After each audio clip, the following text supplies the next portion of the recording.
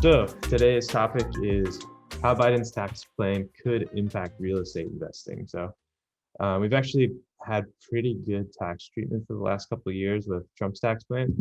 He was a real estate guy and he slashed taxes in a pretty favorable way. And now the new administration, they're walking into the economy with a lot of stuff going on, and they're looking to make some changes.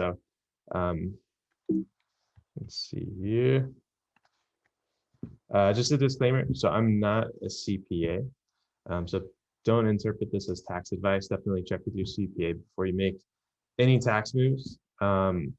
Today, I'm really talking from the perspective of a real estate professional, and this is my interpretation of how these laws might affect the real estate market if they pass. And it's also important to remember that they haven't passed yet. They're still in process. So a lot of this stuff could change as we move forward.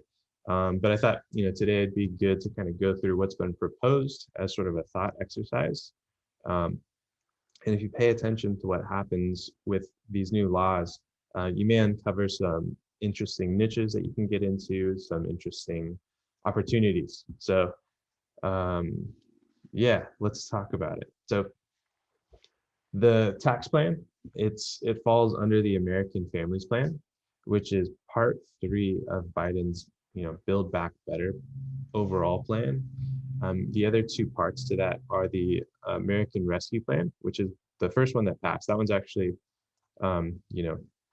in process right now, or it's effective right now. So that's mostly the combating COVID stuff.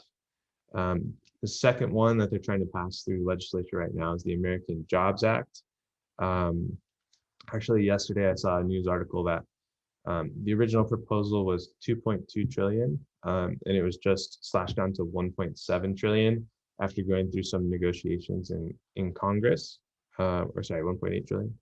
And the goal for that one is to create good jobs for Americans, rebuild infrastructure, and make America more competitive with China. They also plan to upgrade, highways, bridges, airports, the electrical grid. They want to remove all the rest of the lead piping that's in the U.S.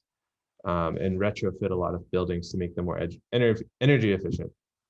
So this American Families Plan, it was introduced just recently, April 28th, and it's a $1.8 trillion plan. It includes stuff like childcare, paid family and medical leave, universal preschool, free community college for everyone, nutrition assistance for children, expanding and improving child-related tax credits, and also it expands the Affordable Care Act. So, his goal is to kind of bolster the middle class, which is a great thing. And a lot of these would be incredible to have for a lot of people.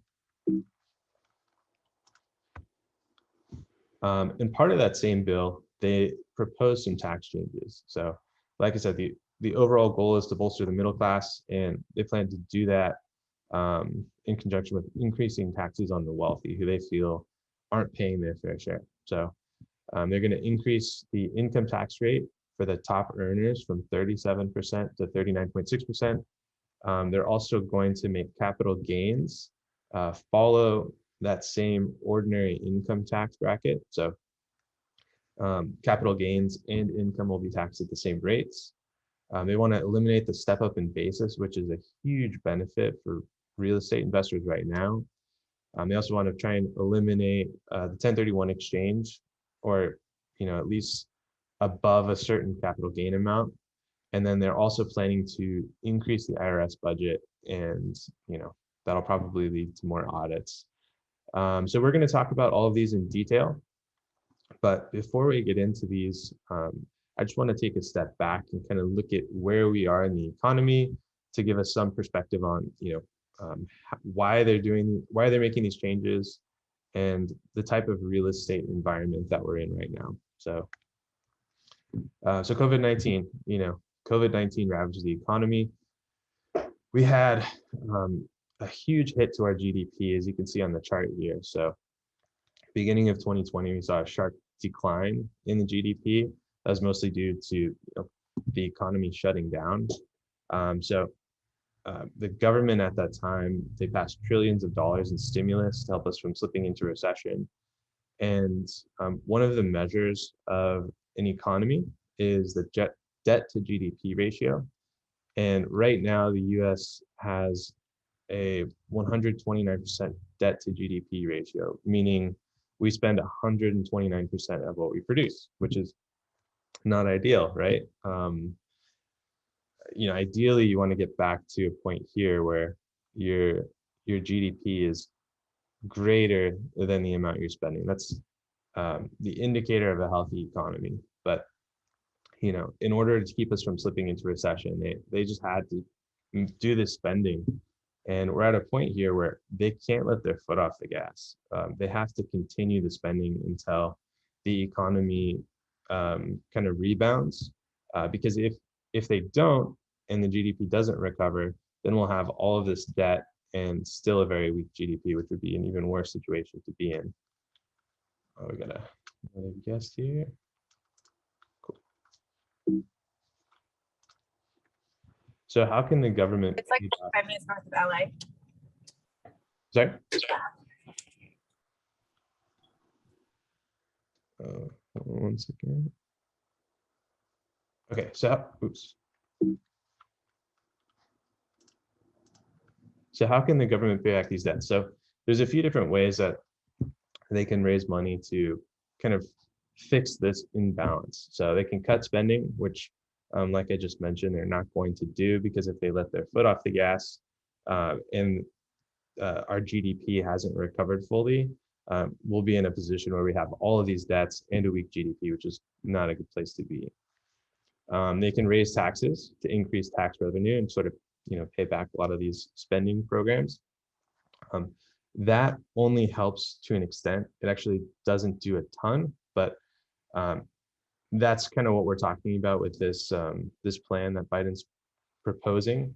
And I think the biggest thing that people don't realize necessarily is the government likes inflation when they have debt, because it erodes the debt. And how that works is, if they devalue the dollar, then they can pay back their debts with dollars that are worth a lot less. So I think we'll see, and we're already seeing, inflation in the economy, and I think we're going to continue to see it, because it's one way for the government to kind of dig themselves out of this hole. They did the same thing back in World War II. There's actually a study done by a USC professor that found that if US inflation was 6% for the next 4 years, it would reduce the GDP ratio by 20%, which is pretty incredible. And like I mentioned, they did this back in World War II, and inflation eroded debts by 40%. The Federal Reserve's typical target for inflation is right around 2%. And in April, they actually announced that the CPI was 4.2%. Which is a lot more than they were expecting, I think. And if you exclude energy and food prices, inflation was 3%. So the Fed has said they're going to let inflation run hot for a while until we fully recovered. So if you think about that in terms of real estate, and if you're an investor who also has a mortgage on your property, so you have debt sort of becomes an asset. So as we see the value of the dollar fall, you can pay back those fixed rate debts with money that's worth less. So real estate is a great hedge against inflation. So here's kind of the meat of it. So this is the American Families Income and Capital Gains Tax Rate chart. And it compares current tax rates to what Biden's proposing. So right now, under the Trump tax plan, the capital gains tax rate. So the capital gains tax rate is for investments that have been held for more than a year, so long-term investments. If you sell those investments and make a gain, you pay 20% tax. If you're in the top income tax bracket, Biden wants to make that 39%, so almost double. And then individual income tax rate, he wants to increase it a little bit for the highest income earners. So it's 37% right now. He wants to take it up to 39.6%. And then he also wants to increase like Social Security funding. So that's what this OASDI payroll tax is. So that would be applied as well, which is a pretty big increase. So what does this mean for somebody who owns real estate now? So if you were planning on selling real estate and taking a gain and paying taxes, it makes a lot more sense to do it when the capital gains tax rate is 20%, right? So if we see that Biden's tax plan has a high probability of passing, we may see people realizing gains sooner to avoid higher taxes. On the other side of that, if we see Biden's tax plan coming into law, we may see investors decide to hold real estate for much longer. So instead of selling, they may decide, I'm not going to pay the 39% tax on this. I'm just going to hold it forever, which would not be great because we're already in a low inventory environment. And when there's less inventory on the market and a ton of buyers looking to buy properties, it drives prices up. So it becomes harder for people to get into the market. And as an investor, that's not ideal. All right. So the next thing that I mentioned was the 1031 exchange. So Biden wanted to eliminate the 1031 exchange in certain circumstances. So before we talk about that, I just wanted to review what a 1031 exchange is quickly. It's a great benefit for real estate investors. Essentially, what a 1031 exchange allows you to do is sell a property that you currently own and you've owned for at least a year, so a long-term investment. And you can take all of the sales proceeds and roll them into a property of equal or greater value.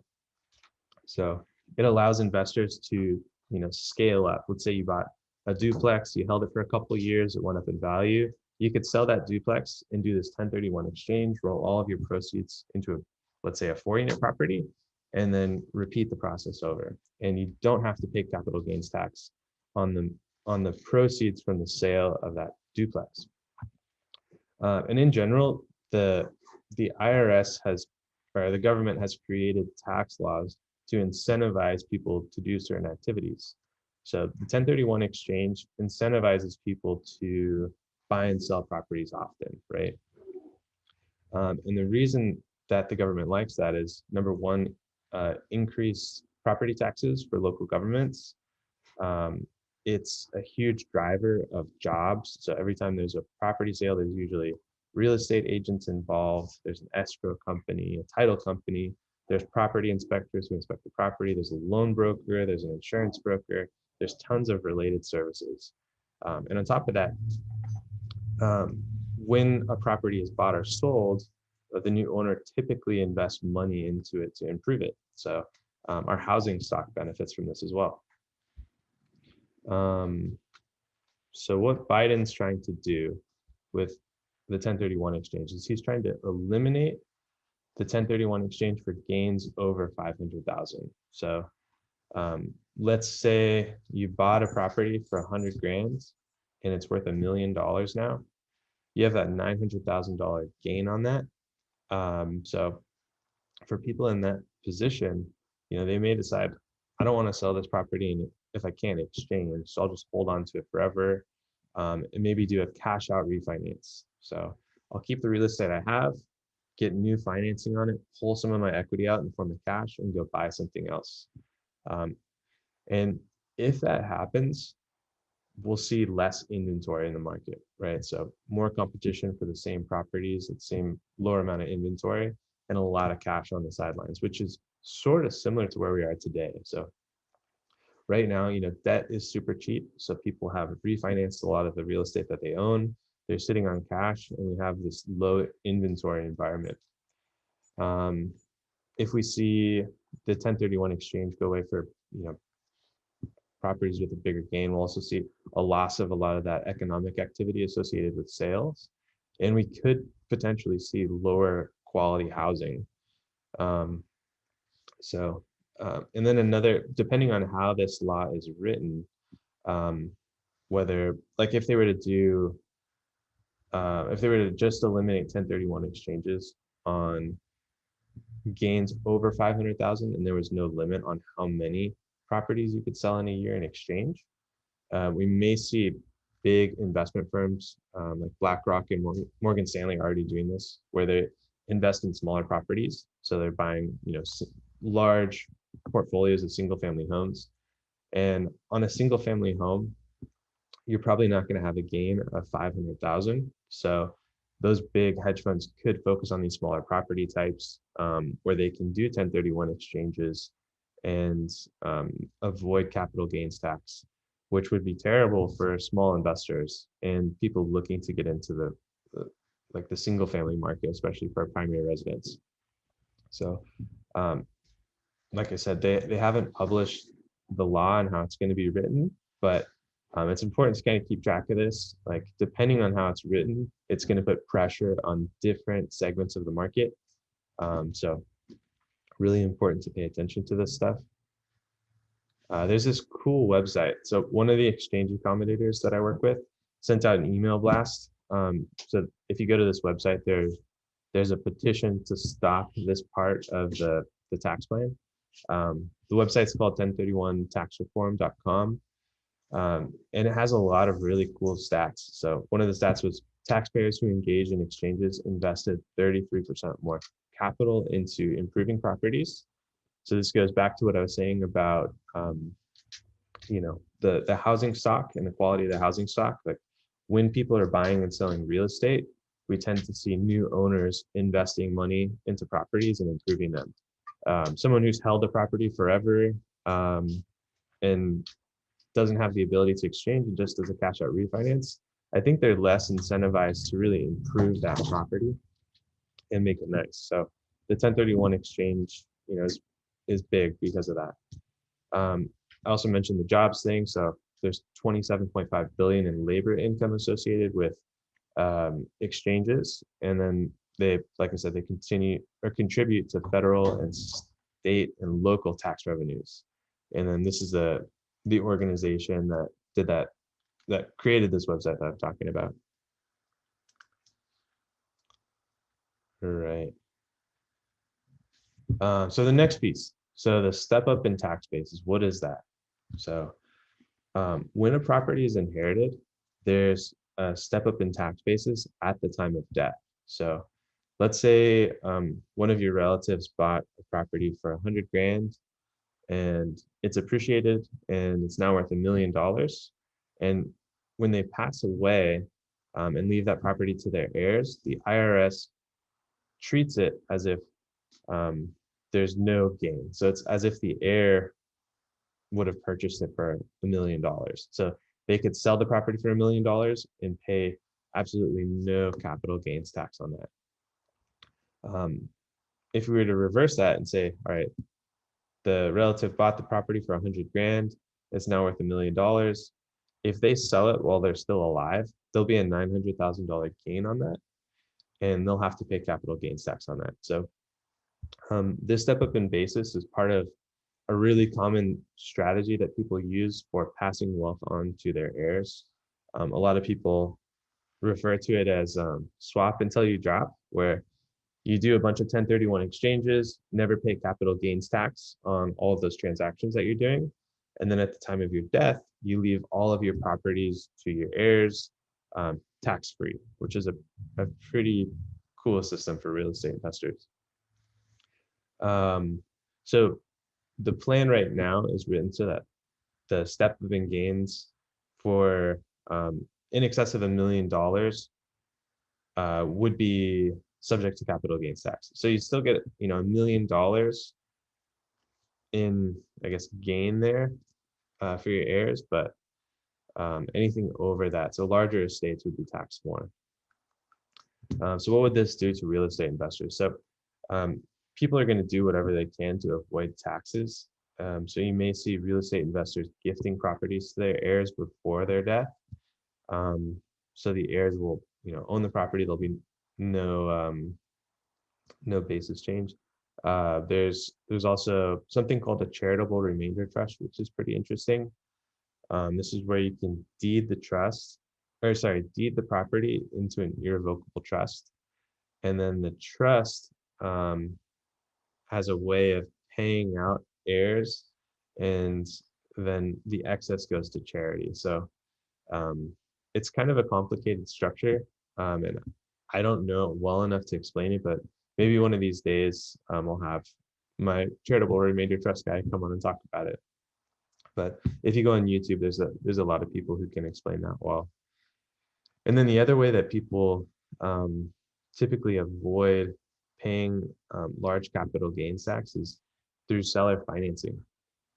So one of the cool things that seller financing allows you to do, like for example, if you have a paid off property and you want to sell it, but you don't want a huge gain in the year that you sell the property, you can finance the deal for a buyer. So that allows the buyer to pay you back over time.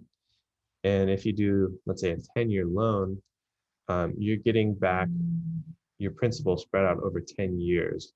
And it, depending on how much they're paying you, will kind of set your tax bracket. So you can lower the tax bracket that you're in and save money on taxes, potentially by doing seller financing. All right, so this is the big question, right? So when could all of this take effect? And the real answer is nobody knows. But there's really two ways that this could pass through Congress and Senate right now. So there's something called regular order. Regular order requires the House and Senate requires bipartisan majority vote in the House and 60 votes in the Senate to avoid a filibuster. So right now, the House and the Senate are pretty evenly split. As you could see, the Senate, there's, I think, 47 Democratic seats, 3 independent seats, which are leaning Democratic. And then Kamala Harris, the vice president, is the tiebreaker vote in Senate. So, you know, they could get a simple majority here, but it's going to be hard to get much more than that. And in the House, they have a little bit more control, but not enough to do that. Not enough to get what they want, I don't think. So the second way that this could get through legislation is through something called the budget reconciliation process. And this is where it only requires a simple majority vote in the House and Senate, and you get to bypass the filibuster. So there's an election coming up in 2022 where the Democrats are pretty likely to lose seats. So I think what we're going to see is they're going to try and push this through before that happens using the budget reconciliation process. So keep an eye on this. I'm sure it'll be in the news, but it's really unclear when the policy would take effect. So I wouldn't worry about it too much right now, but definitely keep an eye on it. So I know that was a ton of information. Let's open it up for some conversation here. Did you guys have questions about any of that stuff?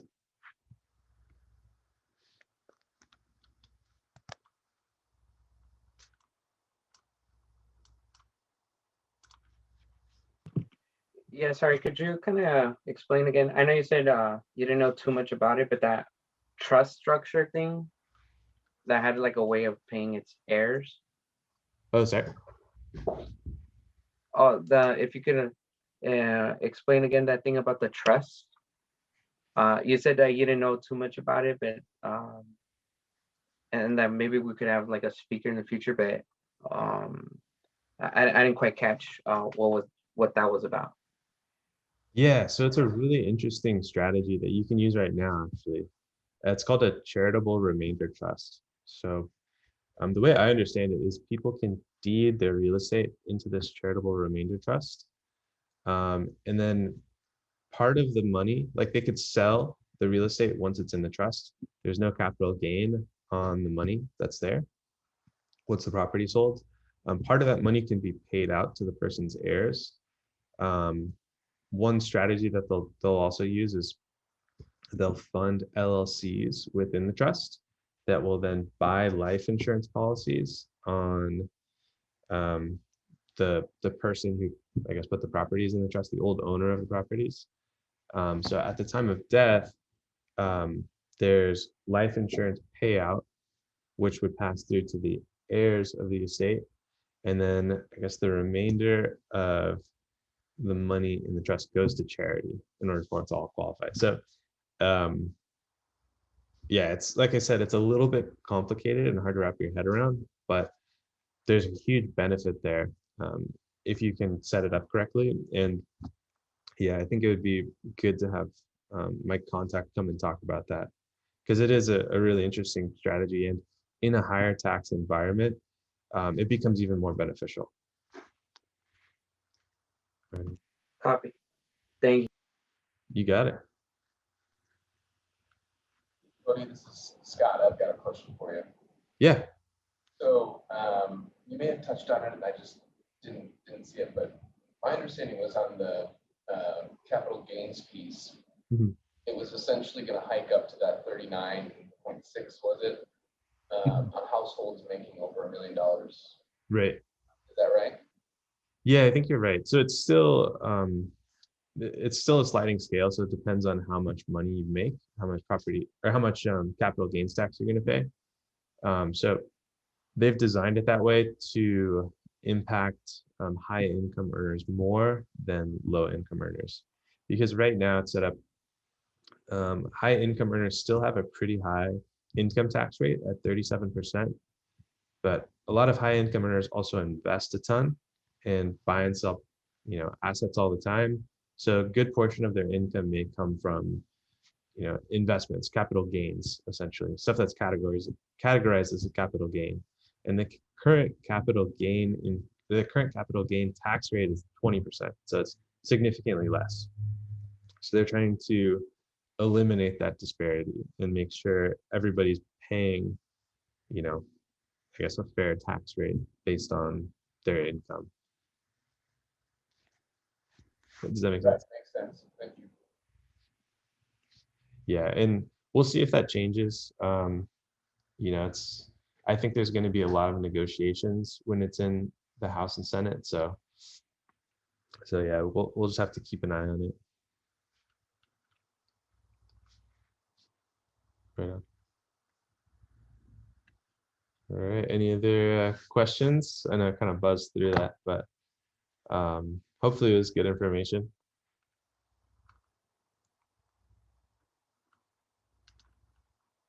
All right. Well, very cool. Oops. Well, yeah, I guess that's a wrap on the meeting today. It was a pleasure getting to chat with you guys a little bit. I hope, the information was good. This group meets once a month. I usually try and do it on a Saturday morning to make it convenient for people who, may not be able to make a meeting during a weeknight. Before COVID, we were meeting at my office in Long Beach. So I guess at some point we may go back to doing that. And it's great to be able to network with other real estate investors. The in-person meetings, we're getting much better attendance. We're getting like 20 plus people every time. So I'm looking forward to going back to that. Hey, Cody, sorry to bad timing. I thought of another backup question here for you, but Yeah. I was curious if you feel like 1031 is perhaps a little bit of a culprit, if you will, for like the frothiness that you're seeing in the market right now, where, we don't have a property that we're 1031ing out of right now, right? We're just trying to find our first one, but we might be competing with buyers out there who are 1031ing, and they're saying, I don't care that I'm going to pay 20% over ask, because I just got to find my exchange. And inventory is so low, right? Yeah, you do see some people in exchanges who may, just get caught and are willing to pay above maybe current market value for property because they don't want to pay taxes. But in my experience, I think there's more people who are hesitant to do those exchanges right now just because of the low inventory environment. They think, if I put my property on the market, we're going to get a buyer for it. And then I'll be in a position where, I have 45 days to identify something. And it's going to be maybe difficult for me to do that. So instead, what I think more people are considering or doing is taking advantage of the low mortgage rates right now, and pulling cash out of their properties. And then they're sitting on this cash and being kind of picky about what they buy. So that's, when you're out there competing, there's a lot of people with just money sitting on the sidelines right now who aren't necessarily in exchanges, but have refinanced other properties and still may be willing to bid properties up a little bit. So if you found that video helpful, check out the other content that we have. We have this video and we also have this video.